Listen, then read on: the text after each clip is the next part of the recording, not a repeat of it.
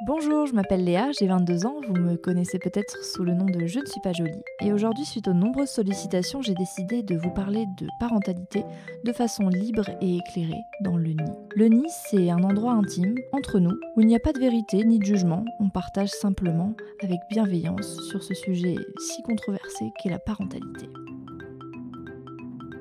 Attendre son premier enfant, être enceinte ou vouloir l'être, c'est un premier pas vers ce nouveau statut, celui de parent. Devenir papa, maman, père ou mère, c'est un état d'esprit, une vocation, une posture, une fonction ou une évidence pour certains. Mais il y a aussi ceux qui ne veulent pas s'y préparer et être surpris le jour J. Ceux qui se rassurent avec les livres, les conseils des proches ou ceux de la sage-femme. On dit souvent que la future maman saisit son rôle à l'instant où elle se sait enceinte. D'autres attendent de sentir leur bébé bouger ou d'entendre son cœur. Qu'en est-il du papa, de la compagne, du compagnon ou de la deuxième maman ?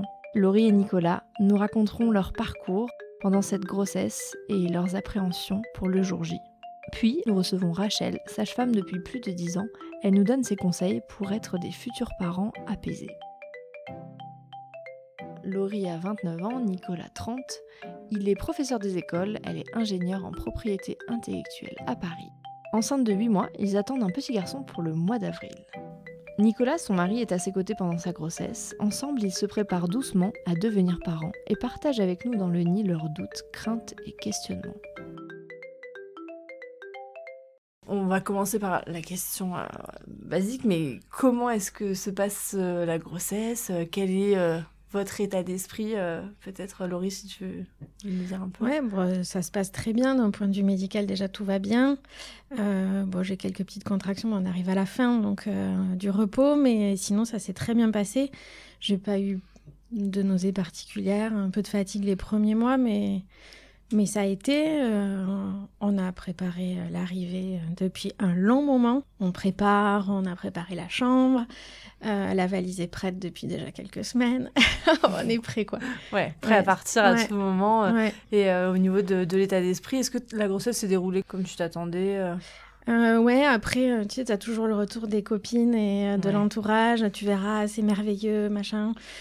Bon, moi, j'étais pas dans un état euphorique avec une pêche pour revendre à 10 personnes, mais ça s'est bien passé, ouais.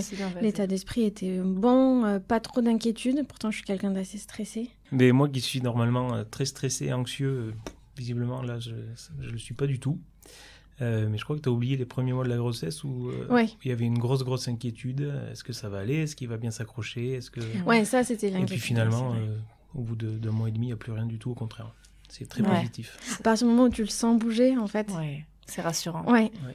Et puis ça concrétise vraiment le lien. Ouais, le lien et puis l'état de grossesse où quand tu le sens bouger. Et donc c'est vrai qu'au début, enfin même jusqu'à il y a encore un bon mois, dès qu'il bougeait pas, je le réveillais en disant « Oh, ouais. T'es là ?» T'es là ou pas ? Donc ce petit passage est un peu stressant, mais après... Pas dans le fait de l'accueillir, en fait, du moins. Ouais. Est-ce qu'il y a quelque chose que vous appréhendez ? Moi, la seule chose que j'appréhende un tout petit peu, et elle va être un peu égoïste, c'est le temps pour nous, en tant qu'hommes et femmes, et en tant que, même singulièrement, individuellement, parce qu'on est quand même très actifs de chacun de notre côté. Mais après, je me dis qu'on saura faire des compromis sans aucun souci. Moi, à part la partie médicale de l'accouchement, comme je ne peux pas maîtriser cet aspect, j'apprends un peu plus. Après, non. Non, les nuits, tout ça.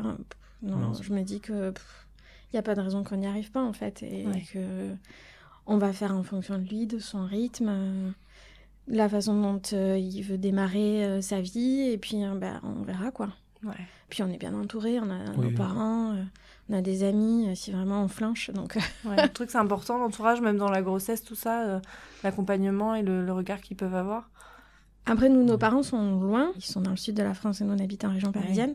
Donc, ils sont pas là au quotidien. Et pour les petits bobos après à venir, ils pourront pas nous accompagner. Enfin, tu peux pas laisser ton fils tout de suite chez mamie ou papy. C'est un mal pour un bien, problème, je trouve, parce que c'est aussi la solution de facilité que de laisser l'enfant chez les grands-parents. C'est ce que j'allais dire. Et ça se fait très régulièrement. Et je pense que les grands-parents, ils ont fait leur rôle de parents. Et il faut leur donner juste l'aspect des grands-parents, les bons côtés, et pas avoir gardé les petits-enfants et leur laisser leurs activités aussi, parce qu'ils sont actifs, ils sont quand même jeunes, ils sont dans la soixantaine et Oui. Le but, c'est pas d'élever nos enfants à nous. Donc Après, c'est mal pour un bien. Ça nous obligera aussi de... bienveillants. Ah oui, complètement. Ils suivent la grossesse, etc. Mais... Ouais, vous avez votre place, vous, en tant que parents. Et puis, ils ont confiance en nous, donc ils nous laissent faire. Ils nous ont laissé gérer nos études. Ils nous ont pas forcément... Ils font confiance. Voilà. Ils étaient là si on avait besoin, mais ils nous ont jamais guidés. Ça, c'est quelque chose que vous avez envie de reproduire avec vos enfants. L'acquisition de l'autonomie, c'est quelque chose de quand même très important. Au contraire, est-ce qu'il y a un sujet sur lequel vous êtes complètement serein? La majorité de nos choix éducatifs, qui sont un peu peut-être différents même de nos familles. Bon, nos parents, parce qu'il y a un écart générationnel. Mais moi, j'ai 2 grandes sœurs et elles se sont moins penchées sur l'après-accouchement, peut-être, sur la manière dont on va le nourrir, la manière dont on va le porter. Puis on est arrêté là-dessus, peu importe la vie des autres, de toute façon, c'est nous qui allons décider. Ouais. Ça, c'est bien d'être... Et c'est hyper important, je trouve, de faire... pas front, parce qu'on n'est pas à la guerre, hein, mais d'être soudé dans son couple sur ces choix-là, parce que c'est tellement une période de vie où on entend énormément de choses, on a beaucoup d'informations, et c'est tellement nouveau. D'être positionné clairement auprès de ses proches, c'est hyper important. L'éducation qu'on a reçue enfant, ça influe souvent sur notre façon d'envisager notre parentalité. Si vous deviez décrire un petit peu votre enfance, qu'est-ce que vous diriez ? On a eu une éducation assez cadrée. Moi, mes parents, ils m'ont fait voyager, amener au théâtre, dans les musées. Ils m'ont beaucoup éduquée, culturellement parlant. Après, moi, j'ai souvenir d'avoir été, pareil, libre de mes choix. Un matin, je suis arrivée, j'ai dit à mes parents, moi, je veux faire de la flûte traversière. Et mes parents ont dit, bon, bah, ok, allez, c'est parti. Bon, ok, c'était pas l'activité la plus loufoque qui existe sur Terre, mais ils m'ont jamais dit, bah non, toi, tu feras du piano. Et puis, voilà. Donc non, on était cadrés parce que voilà, pour eux, déjà l'éducation scolaire, c'était important. Mais après, ils étaient là pour nous accompagner. Sur des valeurs et l'amour. Aujourd'hui, il y a des enfants qui grandissent dans un cadre qui est complètement déstructuré et c'est très compliqué de devenir quelqu'un, quoi. Et nous, on a eu cette chance, parce que c'est une chance, on ne le choisit pas. Et du coup, dans les valeurs que vous avez reçues, si vous deviez dire voilà, les valeurs qui vous semblent essentielles à vos yeux, que vous aimeriez transmettre à votre petit garçon... Le partage, la solidarité, l'amour, le respect, parce que c'est important ça. Et puis l'humilité, parce que ça manque un petit peu, je trouve, dans les nouvelles générations. Enfin, on n'est pas non plus très vieux, mais... Non. Un peu d'humilité, oui. Parce qu'on a... Une des choses que je suis à peu près sûr de ne pas faire et que ne faisaient pas, par exemple, mes parents, c'est monter mon enfant sur un piédestal sur la place publique. Ça, je ne supporte pas. Je fais du rugby et j'ai été aussi éducateur avec les plus jeunes et ils avaient tous les futurs stars champions du monde alors que c'était pas du tout le cas et ça, je trouve ça insupportable. Mais surtout qu'en plus, ça crée des attentes même auprès de l'enfant. Tu vois, mon mari, il a fait du rugby pendant des années. Il a commencé le rugby, il me dit, je détestais ça, mais mon père voulait tellement que je fasse du rugby, c'était tellement important pour lui que je me suis forcée à le faire pour... Alors moi, j'ai eu la chance d'avoir... Mon père s'est énormément projeté sur moi, sur le rugby. Mais par contre, il ne m'a jamais dit à la fin d'un match quoi que ce soit, que j'étais le meilleur, que j'étais bon. Il n'a jamais dit devant les autres quoi que ce soit me concernant. Ouais. Donc autant il s'est beaucoup projeté en cachette, et c'est ma mère qui me le dit aujourd'hui, autant il a... Mais t'as laissé faire ton chemin. Il m'a laissé faire mon chemin, et il m'a accompagné, mais il n'a jamais fait de moi ce que je n'étais pas. L'accouchement, c'est l'événement attendu et redouté à la fois. Quel est votre ressenti à tous les deux qui doit être différent pour ce jour J ? Aussi, on en a quand même pas mal parlé. Bon, Nicolas me connaît bien sûr très bien, donc je pense qu'il a déjà anticipé les points qui vont me faire angoisser. Donc il va savoir trouver les mots pour me calmer et puis modérer mes angoisses. Donc ça, déjà, ça rassure. Les cours de préparation à l'accouchement, ça te permet de te projeter dans cet événement. Et puis après, je pense qu'il y aura quand même pas mal d'impatience de découvrir enfin ce petit garçon à qui on parle à travers la peau. Moi, je vais pas avoir forcément les mêmes... Moi, c'est pas moi qui pas moi qui vais faire le travail. J'ai envie d'y assister, ça c'est une certitude. Donc après, je serai là pour l'aider. Pour l'accompagner, ça te fait pas peur de... Pas du tout, non. Mais au contraire, j'aimerais bien profiter à 200%. J'aimerais voir le bébé sortir, même si elle n'est pas totalement d'accord. On a encore parlé hier soir. C'est un truc. Oui. j'aimerais voir jusqu'au bout. Tu vas peut-être même l'attraper. Je sais que dans certaines maternités, ils proposent que le papa aide avec plaisir. à sortir. Ouais, bon, mais ça va. Mais... Ouais. Et à la fois, ça permet au père aussi de rattraper le lien naturel qu'il n'a pas pu faire pendant 9 mois. Et du coup, pour se préparer à cet événement, est-ce qu'il y a eu des émissions, des supports qui vous ont aidé, des livres? Il y a eu ta chaîne. Ouais. Merci. Où j'ai trouvé surtout le manuel très illustré de l'allaitement, que je me suis empressée d'acheter. Il y a eu les conseils de ceux qui sont passés il n'y a pas très longtemps. On a lu quelques livres. Bon, après, il fallait que ça reste très scientifique, surtout pour toi, Nicolas. Donc c'était important qu'il y ait une base. Que ce soit appuyé par des professionnels. T'avais besoin de quelque chose d'assez cartésien. Pas cartésien, mais j'aime bien quand je sais pas forcément tout le temps, mais qu'un pédiatre ou un pédopsie vienne apporter la pierre à l'édifice. Parce que, moi j'ai fait de la psychologie de l'enfance forcément un petit peu dans mes études et je trouve que c'est intéressant de voir comment ça évolue parce que la psychologie évolue avec la société. Et puis les neurosciences, tout ce qu'on apprend. Et c'est quand même très intéressant. Après, pour ce qui est informatif, c'est surtout Laurie. Moi, j'étais un peu plus, pas attentiste, mais je laissais faire les choses un peu plus naturellement. Mais grâce à ça, on s'est interrogé sur la DME, le portage, l'allaitement. Les écrans, ça c'est une certitude. L'allaitement. Et c'est vrai qu'on n'est pas tellement informé pour l'allaitement, tu vois. Je pense que le manuel très illustré de l'allaitement, je le recommande à tous les futurs parents qui souhaitent allaiter parce que c'est réellement une mine d'informations, je trouve très accessible auprès du personnel médical. Tout ça, c'est vrai que c'est pas des sujets qu'on aborde. On a rencontré une conseillère en lactation et qui nous a expliqué que malheureusement les sages-femmes en France ne sont pas formées pour l'allaitement. Même les pédiatres. Non. Même les pédiatres, c'est... Culturellement, c'est complètement... Mais se reposer sur le corps médical, c'est quand même très compliqué. Nous, pour la grossesse, on a été... moi, ma gynécologue, elle est dans Paris, mais nous, on tenait à accoucher dans une maternité publique, mais elle n'était pas rattachée à la maternité. On a dû prendre rendez-vous. On a vu 3 ou 4 sages-femmes avant d'avoir quelqu'un de stable. Donc, on est déjà au 4e mois. Alors, tu arrives avec toutes tes questions. Et puis, c'est pas le moment d'en parler. Ça sera l'entretien prénatal. Mais l'entretien prénatal, c'est quand On va arriver au 5e mois. Il n'y a toujours pas eu d'entretien prénatal. Donc, si tu vas pas chercher tes réponses ailleurs... C'est ça. Tu restes avec tes questions comme une andouille tout au long de ta grossesse et puis t'es frustrée, t'es stressée. Internet c'est bien mais il y a on peut trouver tout. De tout. Voilà. C'est ça. Donc YouTube ça a été pas mal. Après tu te fais ton avis, mais ça te permet déjà de dégrossir un petit peu. Puis après l'entourage qui peut te donner des conseils. Et avant d'être enceinte, comment est-ce que vous imaginez votre vie de futur parent ? Tu sais, quand t'as pas d'enfant, c'est toujours facile d'avoir un avis sur l'éducation que les autres parents peuvent porter à leurs enfants. Donc on se disait toujours, nous on fera pas comme ça, on voit pas les choses de cette façon. Mais après on se dit en même temps, quand on y sera, comment on va gérer, comment les choses vont se dérouler. Tu te projettes dans une situation qui n'existe pas encore. Donc je pense qu'aussi tu te projettes avec peut-être les bons côtés en disant, moi mon fils ou ma fille, elle fera jamais ça. Moi je sais que je l'imaginais dans une chronologie. J'ai quelques principes un petit peu vieux jeu peut-être, mais on a commencé déjà par se construire à tous les deux, essayer de s'installer ensemble parce qu'on a vécu géographiquement séparés de par nos études.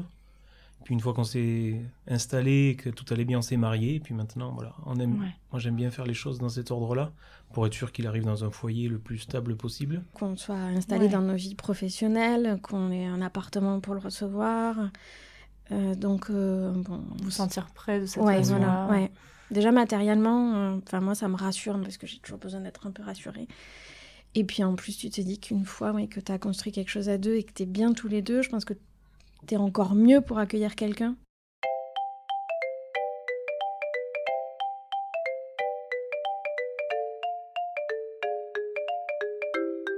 Maintenant, nous retrouvons Rachel, qui est sage-femme depuis plus de 10 ans. Elle assiste les mamans, les couples et les bébés à tous les stades de la maternité.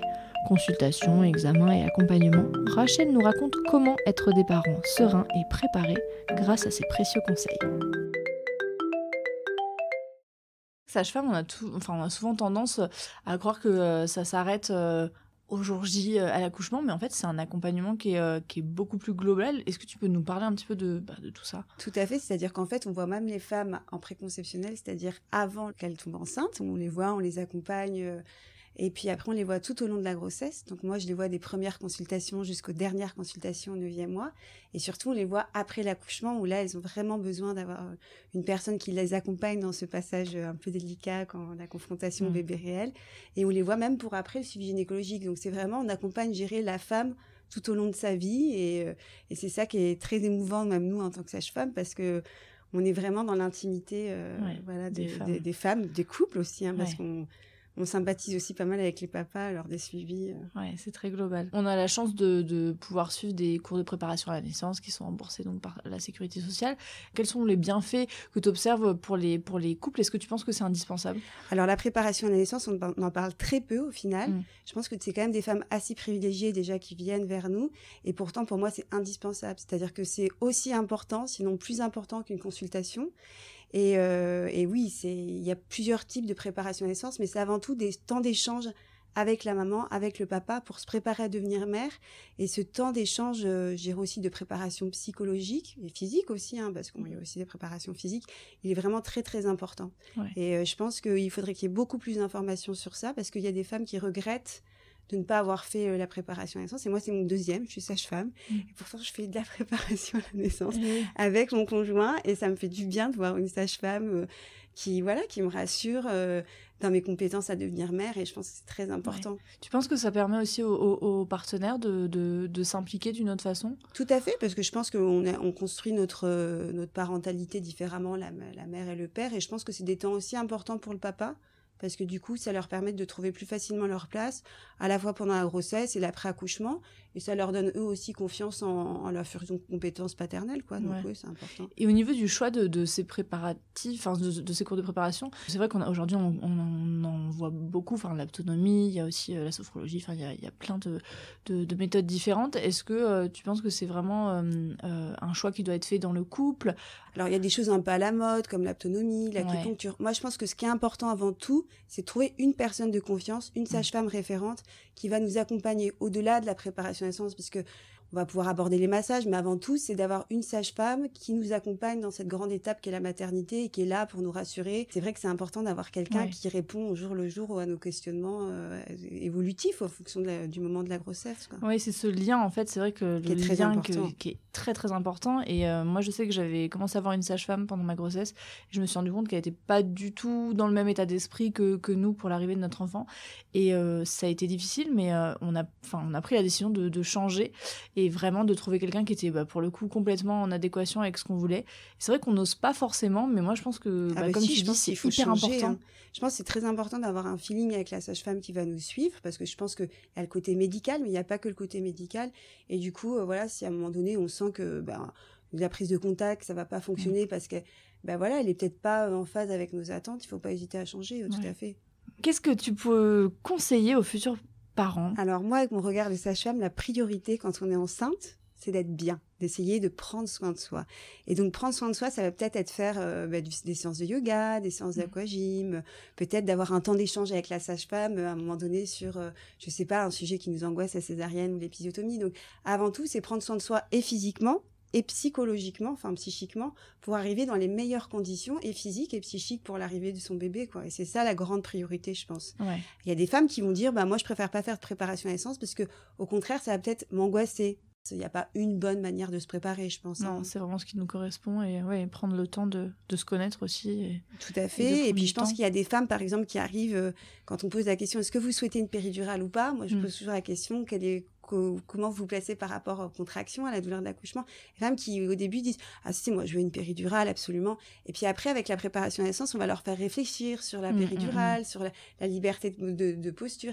Et après, elles disent « Ah, finalement, Rachel, avec vos sens, maintenant, je me suis laissé des portes ouvertes et je m'autorise peut-être à accoucher sans péridurale. » C'est ça, au final, aussi, la préparation à la naissance, c'est sortir un peu de ces préjugés, parce qu'on est forcément un petit peu marqué par notre histoire familiale, et puis arriver à son propre projet par rapport à l'arrivée de son bébé, quoi. Moi, c'est vrai que j'avais la demande, la volonté avec mon mari d'avoir un accouchement le moins médicalisé possible, parce que le côté médical me faisait plus peur qu'autre chose, et j'avais envie d'être dans un environnement serein. Comment est-ce qu'on se positionne en France vis-à-vis de l'accouchement? Alors c'est vrai qu'en France, on a de plus en plus de demandes comme la tienne d'accouchement, de femmes qui veulent un accouchement le moins médicalisé possible, c'est-à-dire sans péridurale, où elles puissent être libres de leurs mouvements.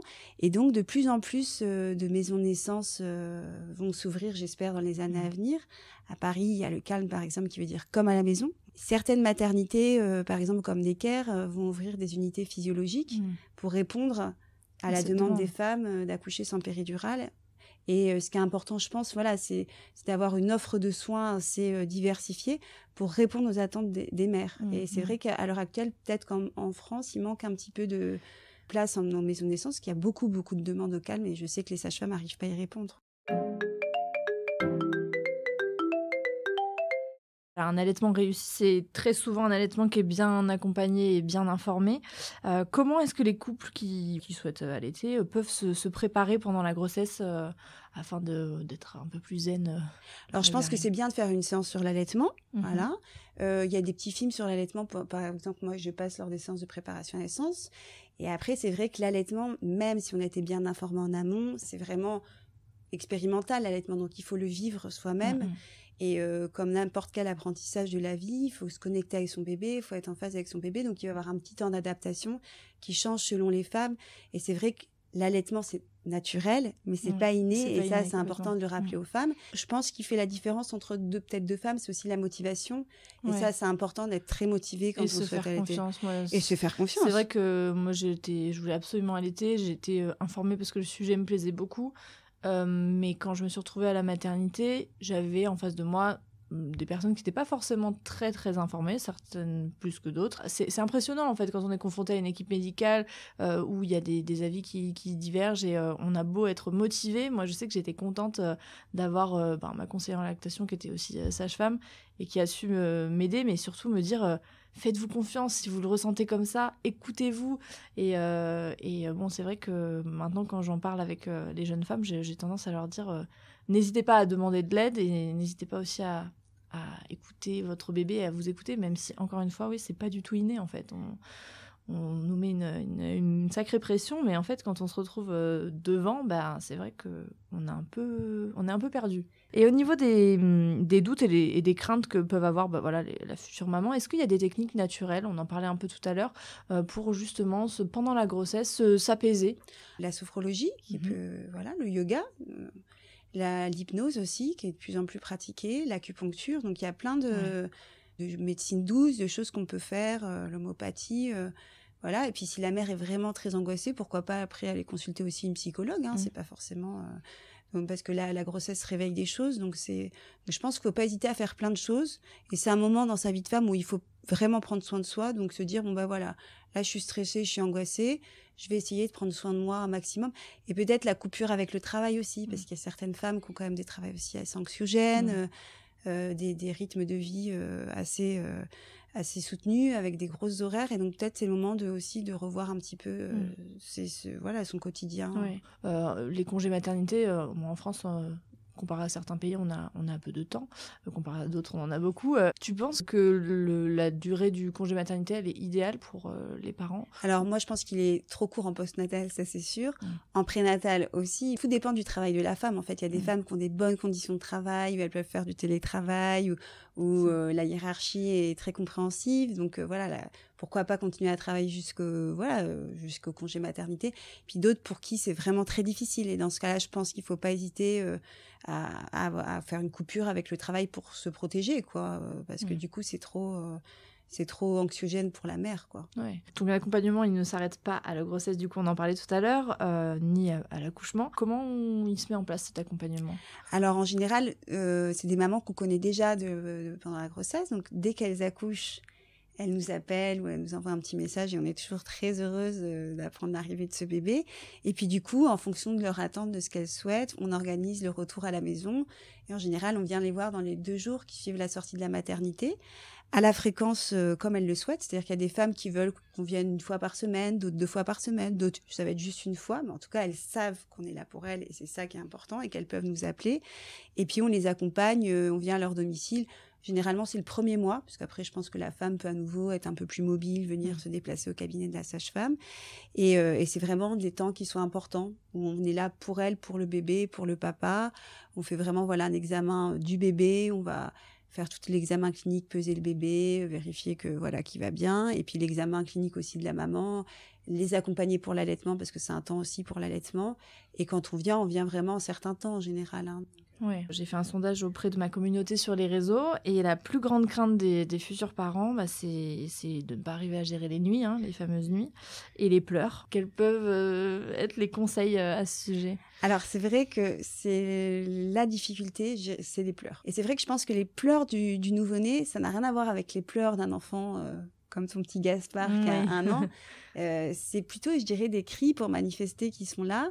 Et il faut, je pense, arrêter de les interpréter tout le temps sur le versant négatif parce que ça stresse beaucoup les parents. Par exemple, quand on change la couche d'un bébé, il va se mettre à pleurer parce que c'est la nudité, c'est quelque chose de nouveau, c'est une sensation nouvelle. Donc, c'est à nous, en tant que parents, de les sécuriser au fur et à mesure, d'accompagner. Donc, je pense que c'est important d'avoir un vrai temps lors justement des temps de préparation à la naissance sur les pleurs. Moi, je saoule les parents avec les pleurs du nouveau-né parce qu'il faut être préparé à ça, parce que c'est vrai que c'est très difficile. Moi, en tant que sage-femme, j'étais préparée parce que je vois des couples au quotidien, mais c'est vrai que la confrontation avec mon bébé, en effet, qui pleurait, c'est pas toujours évident de se dire, oui, c'est normal, c'est un bébé, il pleure. Ouais. Il faut vraiment rassurer les parents sur les pleurs du nouveau-né pour pas les interpréter tout le temps sur le versant négatif. Alors après, il y a différents types de pleurs, mais je pense que ça va pas du tout être les mêmes pleurs un nouveau-né qu'un enfant qui a 3 mois ou 1 an. Est-ce qu'il y aurait certains livres peut-être ou émissions qui semblent pertinents pour les futurs parents s'ils souhaitent s'informer ? Alors moi j'ai souvenir d'un pédiatre qui avait dit très justement à une maman qui était très anxieuse et qui voulait lire beaucoup de choses pour être la meilleure mère possible, et il lui avait dit mais madame, on n'apprend pas dans les livres à être mère. Et c'est vrai qu'on n'apprend pas dans les livres à être mère. Au final, on va ressentir les choses avec son enfant et on peut prendre les conseils des uns et des autres. Donc c'est vrai qu'autour de la naissance, il y a plein d'ouvrages. Je pourrais pas en donner un précisément parce que si vous venez dans mon cabinet, vous verrez qu'il y a plein de livres. Bibliothèque. Mais plein de bibliothèques. Mais c'est vrai qu'ils vont correspondre au questionnement à un moment donné des parents. Mais je pense que avant tout, il faut mieux aller à une séance de préparation à la naissance avec une sage-femme qui va donner une information objective au final que de lire beaucoup de choses. Il y a Intime Naissance, il y a plein de choses qu'on peut lire, l'accouchement orgasmique, mais je pense qu'au final, c'est aussi bien. Et puis après, d'enrichir sa réflexion avec des livres. Oui, c'est vrai que les deux peuvent être. Mais un film dont on parlait des films, Le Premier Cri, par exemple, je trouve que c'est un très, très beau film parce que ça montre la naissance à travers différentes cultures. Et c'est vrai qu'on se rend compte que nous, en France, on fait d'une certaine manière, mais que dans d'autres pays, on fait d'autres manières. Et qu'on n'a pas la science infuse en France. Et c'est intéressant parce que du coup, on se dit, toujours, tous les temps, les femmes, elles accouchent de différentes manières. Et du coup, ça nous fait réfléchir sur nous, notre propre façon, notre système hospitalier, notre façon d'accoucher, quoi.